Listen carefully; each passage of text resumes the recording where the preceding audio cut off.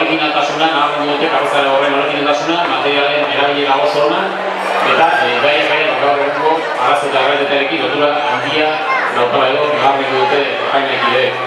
Eta besterik gabe, karroza irabazlean esunen. Egoa ikatzela hortza gainera, MDI koaliakoak zorionak